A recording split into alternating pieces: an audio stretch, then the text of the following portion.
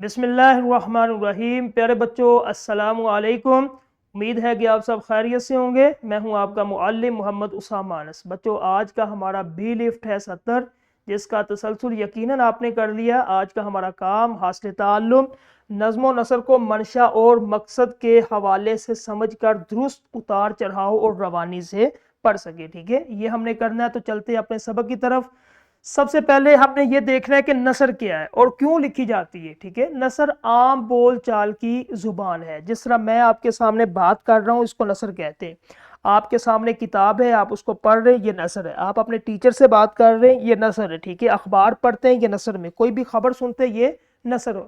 اب اس کے اندر مختلف چیزیں آ جاتی ہیں، کہانیاں، یہ بھی نثری ہوتی ہے، مضامین، خطوط، یا کسی تحریری ہے کہ لکھنے والے نے یہ کیوں لکھی ہے، یہ چیز۔ اس کے بعد یا تو اس نے لکھی ہے اس وجہ سے کہ وہ آپ کو ہنسانا چاہتا ہے، مزاحیہ لکھی ہے، یا پھر اس نے کوئی آپ کو سبق دینا چاہتا ہے اصلاحی، جس طرح آپ کے سبق ہوتے ہیں، یا پھر بیانیہ، کیا وہ کسی واقعے کی اطلاع دے رہا ہے، اس بنا پہ اس نثر کو لکھا جاتا ہے، ٹھیک ہے؟ اب اس کو پڑھنا ہے، کیونکہ پڑھنے کی صلاحیت ہے درست اتار چڑھاؤ جذبات کی آواز کے صرف الفاظ ادا کرنا پڑھنا نہیں ہے، بلکہ الفاظ کے جذبات کو آواز میں ڈالنا اصل مہارت ہے، ٹھیک ہے؟ اب آواز میں تھوڑی حیرت یا پوچھنے کا انداز، اگر تو سوالیہ جملہ ہے تو آواز میں آپ نے کیا کرنا، تھوڑی حیرت یا پوچھنے کا انداز ہونا چاہیے کہ تم کہاں جا رہے ہو، ٹھیک ہے؟ اگر تو تعجبیہ جملہ ہے، خوشی، دکھ یا حیرت کا اظہار ہے، تو آپ کے جملے میں واہ کتنا خوبصورت منظر ہے، ٹھیک ہے؟ تاکیدی جملہ ہے تو جب کسی بات پر آپ نے زور دینا ہے تو آپ نے سچ بولنا بہت ضروری ہے، تھوڑا سخت یعنی کہ لہجے کے ساتھ آپ نے یہ کہنا ہے۔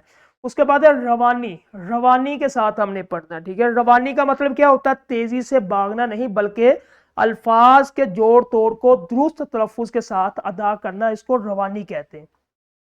کہ الفاظ کو بغیر اٹکے ادا کرنا ہے، بغیر رکے، اور صحیح جگہ پر رکنا، رموز اوقاف کا خیال کرنا ہے کہ کہاں آپ نے رکنا ہے، کہاں آپ نے سانس لیے بغیر تھوڑا سا رک کے پھر آپ نے آگے پڑھنا ہے، اسی کو روانی کہتے ہیں۔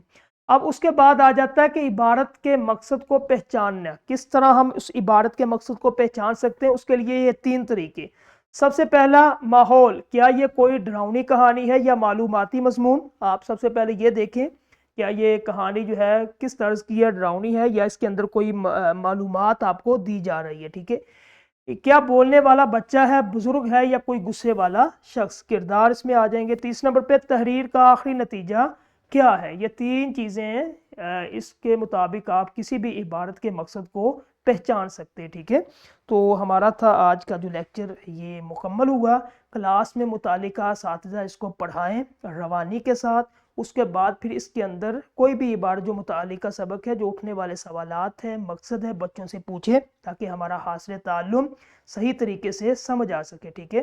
تو کل انشاءاللہ ایک نئے لیکچر کے ساتھ ملیں گے۔ اپنا خیال رکھیے۔ السلام علیکم۔